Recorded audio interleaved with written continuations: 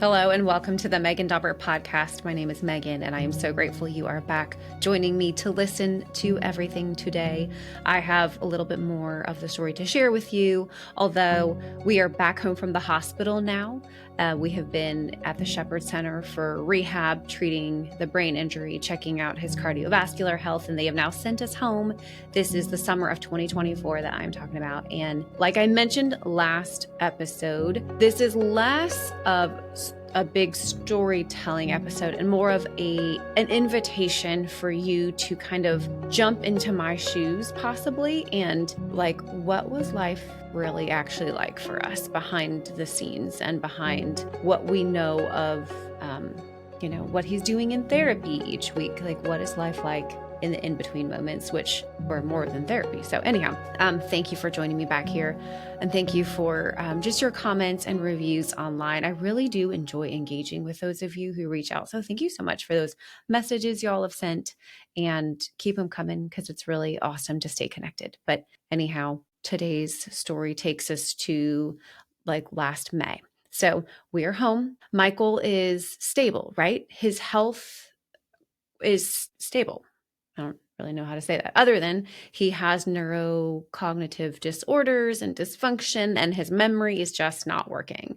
And so life is very new for all of us. Me and the kids trying to figure out life at home is just even a month in. If he got home in April and now I'm talking about the month of May, like, we were not used to it. I can't explain how or why it took so long. I mean, we're still not used to it, honestly, today. I don't know. I don't know why, other than it's trauma that me and the kids and Michael are living through. And trauma and grief do not heal overnight. You hear me? They do not heal quickly. They take years. And depending on your journey through it, and how you deal, who you're living and working with, and what type of help you're seeking, that can determine how long you go through the lows.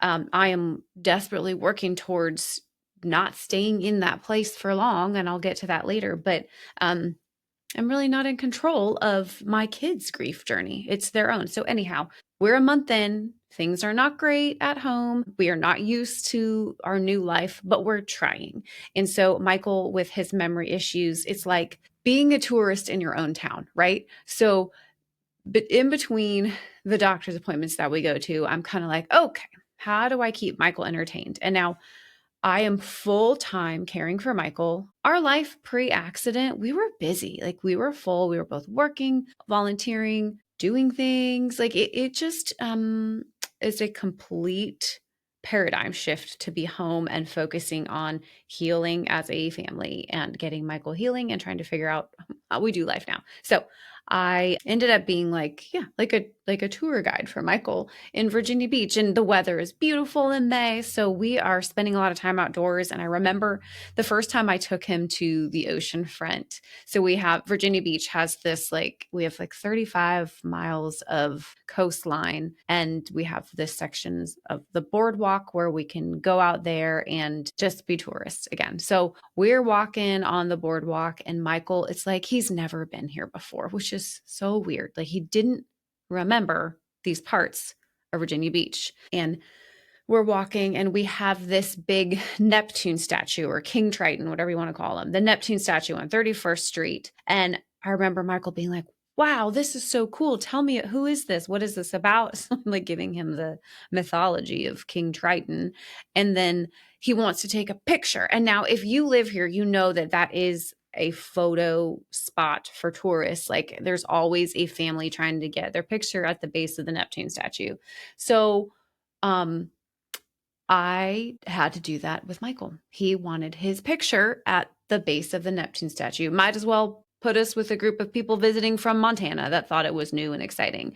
So I have a really cute picture of him by the Neptune statue where I was like, say cheese. And then the tourists get behind him and go. I was like, whoa, this is so weird. Like, Michael and I love Virginia Beach. For goodness sakes, we had a podcast called I Love VB together. Like, we love to have you into our town and host and tell you about it. So now that Michael's memory is erased, essentially, I am teaching him about Virginia Beach. So we're walking along the boardwalk and I'm pointing out hotels and he's marveling at things and making comments about restaurants that he doesn't know anymore. And it was a sweet time together, but also like at any given moment, I'm just battling feelings of this is hard and this is sad, but also thank God he's here with me, walking around, looking healthy, feeling good. We can do this again, but like, God, where's my person, as we're integrating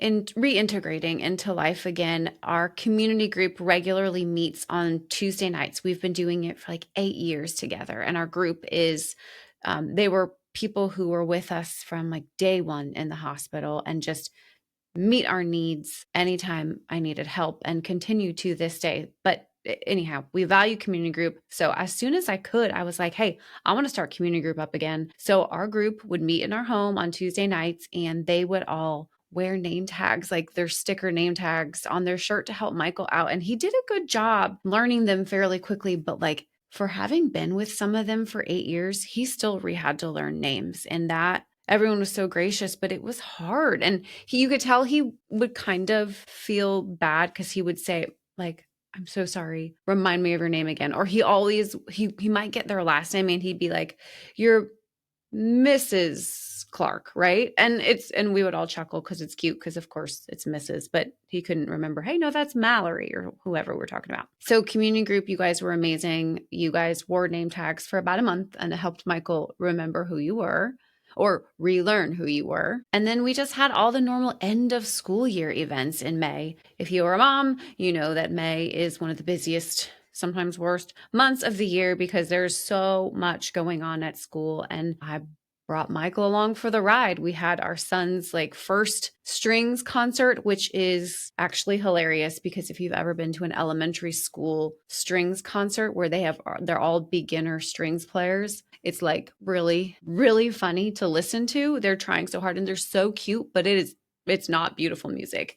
And bringing Michael with me, he did a really good job of holding it together during the recital, but we would sit there and I would just see him like side-eyeing me, like when the kids would be screeching on their violins and he'd be like looking at me and trying to make eye contact, like, what is this? And I'd be like, shh, it's they're beginner musicians, give them grace. Like, no, thankfully, no embarrassing moments then. But on the baseball field, I've mentioned our boys are big baseball players. So again, May, full of baseball several times a week. On the weekends, Michael is coming with us to the ball field and he is sitting down and he's trying to watch the games, but he'll make comments when a sweet little like 8-year-old, 9-year-old boy misses a ball. He'd be like, why did he swing at that? What was he thinking? And I'm like, okay, first of all, let's not talk so loud. Second of all, baby's just a kid.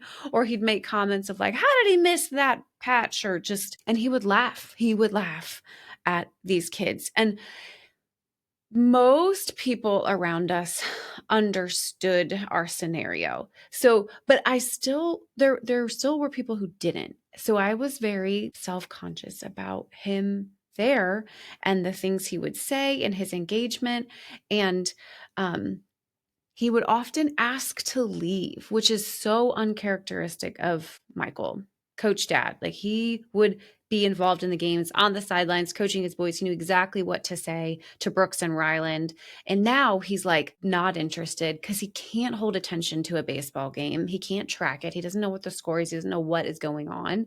And so he wants to go home. And it's a lot. It is a lot of stimulation to be outside around people trying to watch a game. So his brain is on overdrive, but every time he would ask to go. And oftentimes I was able to ask one of my parents or family members who were there at the game watching, can you guys take Michael? I'm going to stay here with the boys. And they would always, always, always help.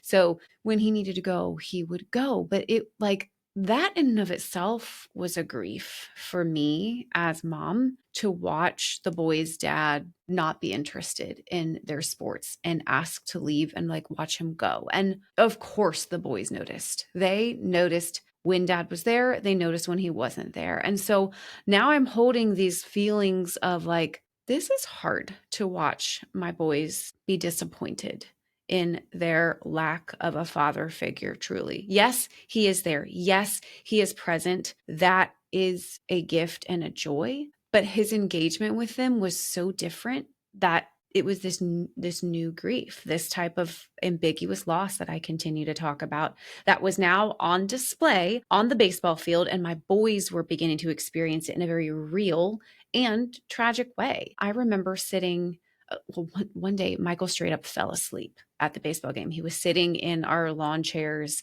and sleeping on the field. And most people don't do that on the baseball field. So it was just really, he was precious. And again, everyone around us had so much grace and love for him, but like, oh, it hurt my heart to see. Also, because like he needed rest and I wanted to take care of Michael too, but I wanted to be there for my boys because one parent needed to be there, right?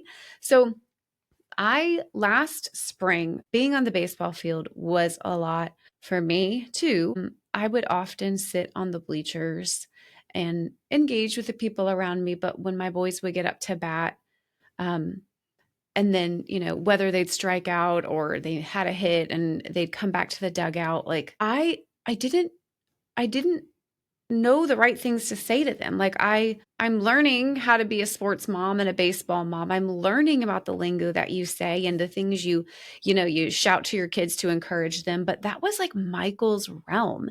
And now there was this void. And I remember watching other dads like go up to the fences and, talk to their boys and give them this pep talk, give them what I thought was like a great father-son moment. And me being like, so heartbroken that Brooks and Rylan weren't getting that. And when would they get it again? I don't know, but they were clearly missing it and couldn't have it. And Michael was this very visual reminder of what they lost. And so many baseball games, I would sit there with my big sunglasses on and just tears pouring down my face, just on the bleachers. Like that probably characterized my spring season last year, is just crying and silent tears and trying to be there for my kids and support them and hold them up and lift them up, while at the same time just like deep sadness within me. And it hurt. It was hard. It was such a very visual reminder of life is different now. And that kind of continued. Michael still loves baseball, but he just wasn't able to hang in these early months. And then came the holidays, like Mother's Day. And I did not hold Mother's Day with any expectations at all, but I know our family was so sweet to like, they got him a card for me and they got the kids cards for me. And it was sweet. I don't expect anything, but like,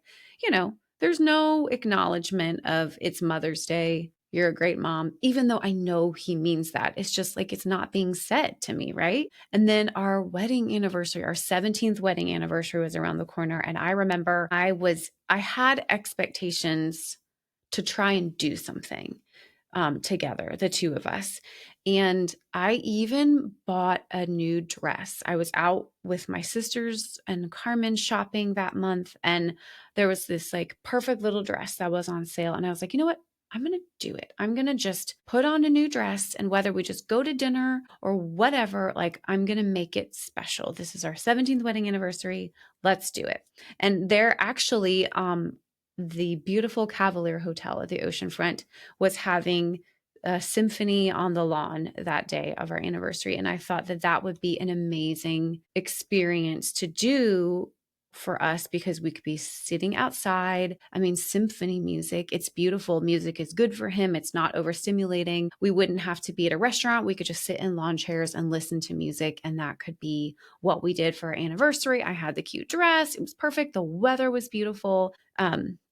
We had something going on that day, during the day, that just really tired him out. And I could tell, everyone can tell when Michael got exhausted and mentally, overdrawn, and he was tired. So I remember being like, okay, it's okay. It would not serve you well to take you out to the symphony tonight. There will be more opportunities. Let's just go home. So we left whatever function we were at, and I, didn't get to wear the dress. We didn't get to go enjoy the symphony.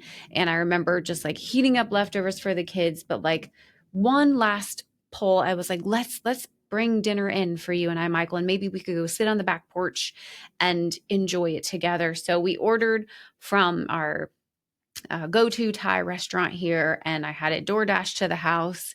And again, by the time it got here, like he was done. He was just done with the day. Didn't even want to engage socially with me.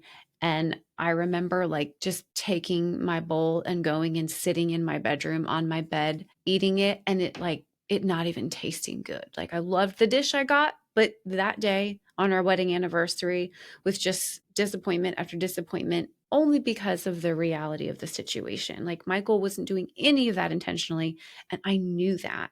But it was still a grief to hold. It was still a sadness. Like I still had to go through the pain of, wow, this is the first wedding anniversary that he doesn't care about. And it's not his fault, but like it's the first wedding anniversary that doesn't feel like a celebration. It is mine alone to hold. It is nothing significant, and like food couldn't even taste good for me. So again, just more things to grieve as this month went on. So as Michael's social ability is healing and it's slowly healing during these months, right? We're beginning to see a little bit more of the person of Michael come back. I began to wonder, I think I've mentioned this before as well, but was he kind of at this mindset in his mind of being his high school age or living at home with his family the way he grew up? And I knew him growing up, so this was a familiar old Michael to me. Everything from like his preferences, what he thought about life, what he talked about, it was all rooted in his like late teen years. I talked about the newspaper last week. He always looked for a newspaper. If he ever tried to watch the television, he could not navigate our TV systems, which we all have smart TVs, right? We have Roku's or Apple TVs and streaming services. He had no idea what that was. He kept looking, he kept saying, "Where's the cable? Well, I just want to browse the channels. Where's the cable? Where's the news channel?" And every time I'd have to be like, "Hey, we don't have cable anymore. We have streaming services. You can watch Netflix, you can watch Disney, you can watch such and such." And he didn't understand that. But of course, like if his memory of those things has been erased and he's looking for his hard copy of the newspaper, he's looking for his cable channel. But those types of things made me be like, are we back in these years? One Sunday after church, he looked at me and he said, "Hey, I think I'd really like to try out an Episcopal church." And I was like, "Excuse me?" He was raised, growing up at an Episcopal church. So again, back in that mindset of preferences and what was familiar to him. But our church, we are so deeply planted in our church, and our church community has just surrounded us during the hospital season and taken care of us like they are our people. So we love our church and are deeply grounded there. And to hear him say that, I was like, no. And now he was only saying he wanted to go to an Episcopal church because it was familiar to him. I like put my foot down. I was like, "You know what? I'm sorry. That's great that you want to, but we will be going here to our church. This is what I need. This is what our family needs. And this is where we're going to stay." There weren't many times where I put my foot down. Like I really tried to cater everything to what Michael needed. If he had something he wanted to do, we pursued it. If he had something he was interested in, I tried to find a way to make it happen. But when he said that thing about church, I was like, "Stop right there, buddy. We're staying at our church." Another thing is recycling. So growing up, his mom was so good at recycling. And so his family, they just had the system of recycling. And in our years, whatever, it is what it is. I'm sorry, I'm not the best recycler in the world, but our city also is taking away the recycling system. So we really don't, whatever, this is not interesting to y'all. Michael, however, loved recycling when he came home from the hospital. This was not a thing in our 17 years of marriage, 23 years of relationship. Like he appreciated recycling, but didn't it was not the hill he died on. And so when he came home and loved recycling, it was like, what is happening? Why are we fixated on this? But he would dig through our trash can and kind of take anything he thought was recycling out and put it in a plastic trash bag and go put it in the recycling bin. I have videos. I will show you. It's really weird. He would, during community group, I have this vivid memory of someone brought their Chick-fil-A to community group, and someone was like drinking from their styrofoam cup and like had their bag in their hand. And Michael comes through the house. He takes the cup out of our friend's hand and says, "This needs to be recycled," and like takes it and proceeds to go out to the recycling bin with it. And I look at the other friend and I'm like, "I'm so sorry." See what I mean? He's a recycling nut. And so that was very interesting to get used to. He would get mad at us for not recycling. He would dig through the trash and he would recycle everything that was not recyclable. He just thought it was recyclable and it just wasn't. So I know those are like funny little examples of what Michael was doing and what life was like and things he was fixated on. But it really, I have this at this point in time, I wrote in my journal, I was beginning to wonder if he was feeling stuck somewhere in high school and college years. I said, your personality, your preferences are so different. It's like you when you were living at home. You keep talking about old friends. Today you told me you'd like to go to an Episcopal church because it felt like home. I said, what is happening? I said, how am I supposed to rebuild the life that we spent 20 plus years building together? I can't possibly repeat the same way I did things with you. Okay, let me explain. Try and imagine 20 years of a relationship together, right? I'm wondering, am I going to get that back? Like we're different people now in our late 30s, right? We are not the teens that we started out being who built Megan and Michael's life together. So if that time period of our relationship is lost to memory, if I'm the only one holding that memory, like, are Megan and Michael able to rebuild what we had? Or I'm not that person that built our relationship. Like, he doesn't remember who he was. I am no longer 17-year-old Megan. I've lived a lot of life and I've, changed for the better, I like to think.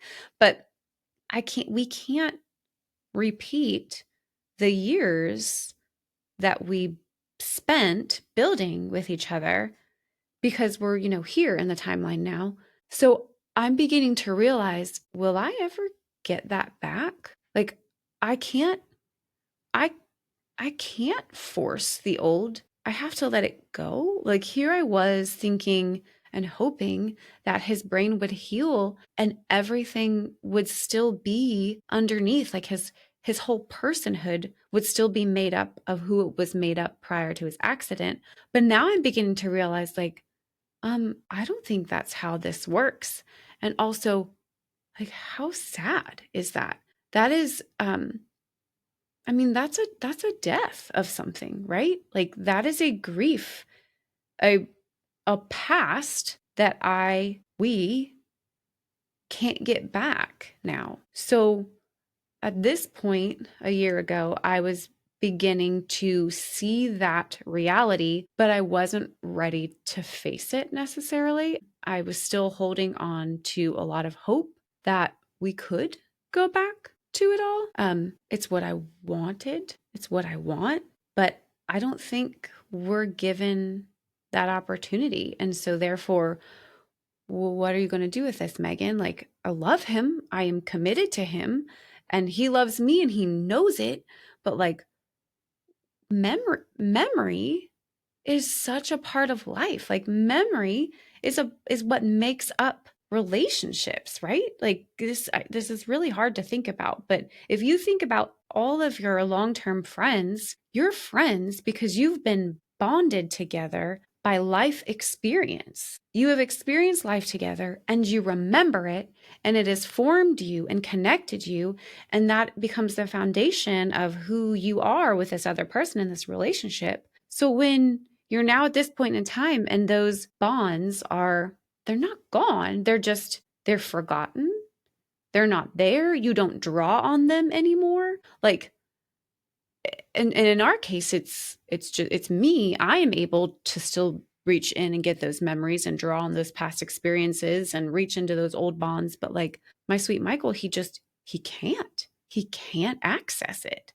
Like, those are some really big questions at this point in time that I had and honestly still have. And it's hard. It's really, really hard and really, really painful. And I can honestly tell you today, I'm not through it. I have not worked through all of what that means. I haven't let go of some things, and I feel this nudge that it might be time to begin working through some of that, but that is going to be hard work. And yeah, anyhow, I will leave it there for now. I don't know if any of that makes sense or resonates. I realize that's very particular to our scenario, but like I said at the beginning of this episode, I'm inviting you in and trying to help give you a picture of what this situation is and what it is like inside, and how to better come alongside us. Or if you know someone in your life like this, or if someone in your family is experiencing something like this, like, here's the reality of what this feels like for the core people involved. And it is hard, and it is constantly painful and constantly sad, but trying to find the balance in life of still holding joy and hope and enjoying the moments while honoring and appreciating the hard and sad. Like, whew, it's almost like a full-time job. No wonder I say I'm tired all the time.